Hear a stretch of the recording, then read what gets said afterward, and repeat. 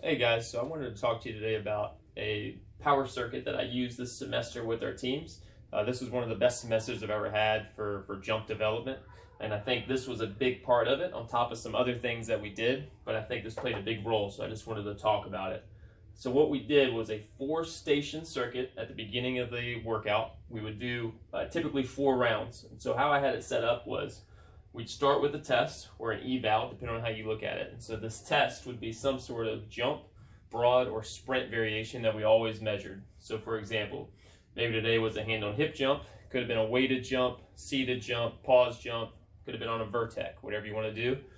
Again, some sort of broad variation and some sort of sprint. So that was, just see where we're at, making sure we're progressing like we want to go. Then we would do some sort of ISO, or in other words, a strength movement. So this semester, I just did an ISO in there. So it could have been a mid-thigh pull, maybe a split squat ISO, depending on the day. Then we would do multiple jumps.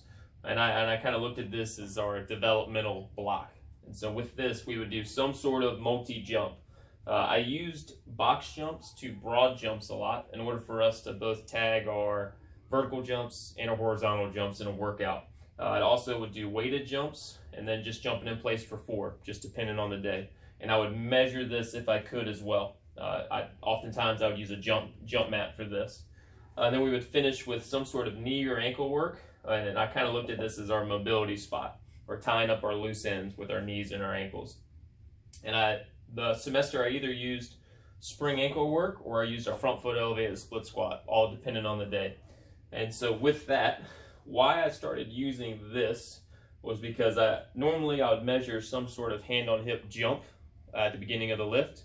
And if I did that, say we did 4 rounds, I'm just getting 4 jumps, right? I'm not developing anything. All I'm doing is our athletes are expressing how powerful they are, so I'm getting a number for that.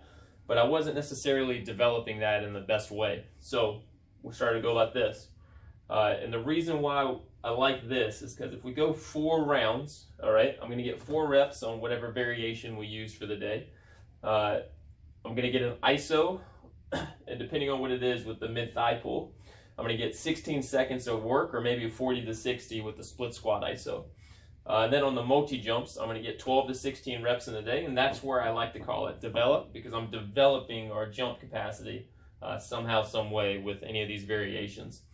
And then we'd finish again with our knee and ankle, and we'd go 40 to 60 seconds. So on spring ankle, I'd go 10 to 15 seconds, and then we would just load it up with weight as we went. Or else we would do that front foot elevated split squat, and we would go 12 to 20 reps. So this work here is developing this here, our evaluation, right? That's simply just showing where we're at. But here we've got to develop it. So that's what I used this semester. Like I said, I got some great results with it. And again, I think it was there was a couple other reasons as well, but I think this played a big part. So I just want to share it. Could be something you could use. Let me know what you think.